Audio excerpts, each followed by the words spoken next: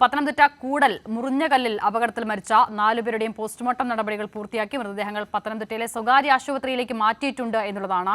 ഇന്ന് രാവിലെയാണ് നാടിനെ നടുക്കിയ ഈ അപകടമുണ്ടായത്. മരിച്ച നിഖിലിന്റെ സഹോദരി എത്തിയ ശേഷം സംസ്കാര ചടങ്ങുകൾ സംബന്ധിച്ച തീരുമാനമാകും.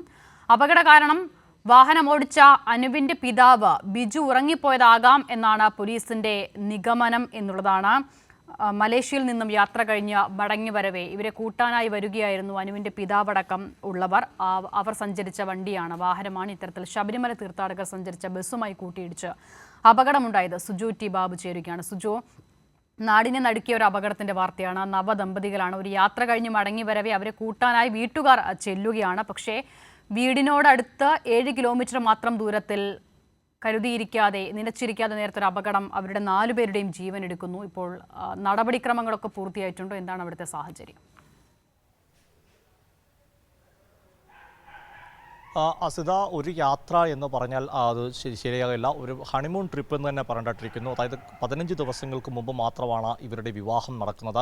8 വർഷത്തെ നീണ്ടുനിന്ന അവരുടെ പ്രണയവിവാഹമായിരുന്നു. പ്രണയം സാഫല്യമാകുകയായിരുന്നു. അങ്ങനെ ഉണ്ടാകുന്ന ഒരു ബന്ധം അത് 15 ദിവസത്തിനുള്ളിൽ ഹണിമൂൺ ട്രിപ്പിന് പോകുന്നു, മലേഷ്യയിൽ പോകുന്നു. തിരികെ സന്തോഷമായി നാട്ടിലെത്തുകയും തുടർന്ന് വീട്ടിലേക്ക് ഏതാണ്ട് കഷ്ടിച്ച് 7.5 കിലോമീറ്റർ മാത്രം, അതായത് വീട്ടിലേക്ക് എത്താൻ 10-15 മിനിറ്റ് മുമ്പാണ് അപകടമുണ്ടാകുകയും ഒരു കുടുംബത്തിലെ 4 പേരുടെ ജീവൻ പൊലിയുന്നത് എന്നത് അത്യന്തകരം ദുഃഖവും ഏറ്റവും നടുക്കിയ ഒരു സംഭവം തന്നെയാണ്. കോന്നി മുറിഞ്ഞകല്ലിലുണ്ടാകുന്ന ഈ അപകടം.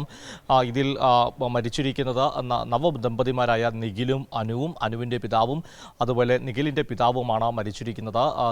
ഈപ്പൻ അതുപോലെ ബിജുവുമാണ് മരിച്ചിരിക്കുന്നത്. വളരെ ദുഃഖകരമായ സംഭവമാണ്. അപകട സ്ഥലത്ത് ഉണ്ടായ ആളുകൾ ഓടിക്കൂടി വരും. അതുപോലെ ഈ വാഹനം മറ്റേ അതിർദിശയിൽ വന്ന ആന്ധ്രാപ്രദേശിൽ നിന്ന് വന്ന തീർത്ഥാടകരാണ് വാഹനത്തിൽ വന്നത്. അവരിൽ നിന്നൊക്കെ പോലീസ് മനസ്സിലാക്കിയിരിക്കുന്നത് ഈ അമിത വേഗത്തിൽ വന്ന് ഈ ബസ്സിലേക്ക് ഈ കാർ ഇടിച്ച് കയറുകയായിരുന്നു എന്നാണ് മനസ്സിലാക്കാൻ സാധിച്ചിരിക്കുന്നത്. ഇത് ഉറങ്ങിപ്പോയ ശേഷം വാഹനം ഓടിച്ച ബിജു ഉറങ്ങി പോയതിൻ്റെ അടിസ്ഥാനത്തിൽ നിയന്ത്രണം വിട്ട് ഈ ബസ്സിൽ ഇടിച്ചതാകാം എന്ന അനുമാനത്തിലാണ് ഇപ്പോൾ പോലീസും അതുപോലെ മോട്ടോർ വാഹന വകുപ്പും ഒക്കെയുള്ളത്. എന്തായാലും ഈ കാര്യത്തിൽ കൂടുതൽ പരിശോധന ആവശ്യമെങ്കിൽ അത് നടത്തണമെന്ന് തന്നെയാണ് MLAയും ഉൾപ്പെടെയുള്ളവർ പറയുന്നത്. ഈ പ്രദേശങ്ങളിൽ പുല്ലൂർ മൂവാറ്റുപുഴ സംസ്ഥാന പാതയിൽ അപകടങ്ങൾ കൂടുന്നു എന്നൊരു വാർത്തയുമുണ്ട്. അത് പല കാരണങ്ങൾ കൊണ്ടാകാം. റോഡ് നന്നാക്കിയ സാഹചര്യത്തിൽ അമിത വേഗതയിൽ പലരും വാഹനം ഓടിക്കുന്നു. മറ്റൊന്ന് ഈ സൈൻ ബോർഡുകളുടെ അഭാവം, അങ്ങനെ പല കാരണങ്ങളും ചൂണ്ടിക്കാട്ടുന്നുണ്ട്. എന്നാൽ ഇക്കാര്യങ്ങളൊക്കെ ആളുകളുടെ ആക്ഷേപമാണ്. ഇതൊക്കെ ഏതെങ്കിലും തരത്തിൽ ശരിയാണെന്ന തരത്തിലല്ല നമ്മൾ പറയുന്നത്. എന്നാൽ ഇത്തരം ആക്ഷേപങ്ങൾ ഉയരുന്ന സാഹചര്യത്തിൽ അപകടങ്ങൾ ഉണ്ടാകുന്നുള്ള കാര്യം വസ്തുതയാണ്. ഈ അപകടങ്ങളുടെ കാരണം അത് കണ്ടെത്തേണ്ടതുണ്ട്. അതിൽ ആവശ്യമെങ്കിൽ പരിശോധന നടത്തണമെന്ന് സ്ഥലം MLA KU ജനീഷ് കുമാർ ആവശ്യപ്പെടുകയും ചെയ്തു.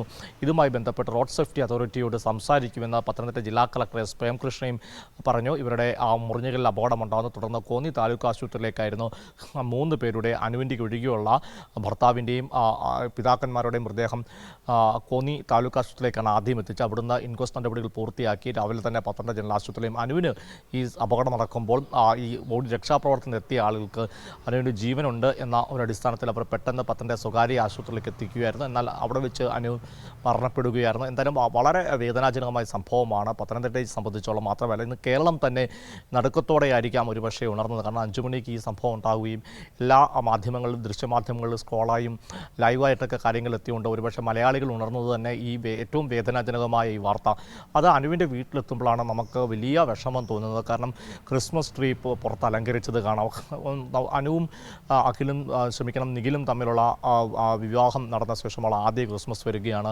15 ദിവസമായിട്ടുള്ളൂ. എന്നിട്ട് 15 ദിവസം മുമ്പ് അവിടെ ഒരു വിരുന്നു വീടായിരുന്നു. വിവാഹ സൽക്കാര ചടങ്ങുകളൊക്കെ നടന്ന ഇരുവരും ഒരു ഇടവകയിലായിരുന്നു. അതിനാൽ തന്നെ എല്ലാവർക്കും ഇവരെ അറിയായിരുന്നു. അത്തരം ഒരു വീടിൻ്റെ കല്യാണ ചടങ്ങുകളുടെ സന്തോഷം മായുന്നതിന് മുമ്പാണ് അവിടേക്ക് അപകടം എന്ന രീതിയിൽ ദുരന്തമുണ്ടാകുന്നതും ഒരു വിലാപ വീടായി മരണ വീടായും പരിണമിക്കുന്നത്. ഇപ്പോഴും അനുവിൻ്റെ വീട്ടിൽ ചെന്നപ്പോൾ നമ്മൾ അവിടുത്തെ ക്രിസ്മസ് ട്രീയൊക്കെ കാണാം. അവർ അലങ്കരിച്ചിട്ട് ഒരുപക്ഷെ സന്തോഷകരമായി ക്രിസ്മസ് ആഘോഷിക്കാമെന്ന ഒക്കെ സന്തോഷത്തിലായിരിക്കും അവർ തിരികെ മലേഷ്യയിൽ നിന്ന് വിനോദയാത്രയ്ക്ക് ശേഷം അവർ തിരികെ വീട്ടിലേക്ക് വരുന്നത്. വീടിൻ്റെ അടുത്ത് വെച്ച് ഏതാനും കിലോമീറ്ററുകളിൽ ഈ ദുരന്തം ഉണ്ടാകുകയും 4 പേരുടെയും ജീവൻ കവർന്നെടുക്കുകയും ചെയ്തത് ഞാൻ സൂചിപ്പിച്ചതുപോലെ അത് ഈ കോന്നി നിവാസികൾക്ക് മാത്രമല്ല പത്തനംതിട്ടക്കാർ മലയാളികൾക്കാകെ ഞെടുക്കത്തോടെ ഇന്ന് പ്രഭാതത്തിൽ കേട്ട ആദ്യ വാർത്തയും ഈ അപകട വാർത്ത തന്നെ ആയിരിക്കാം.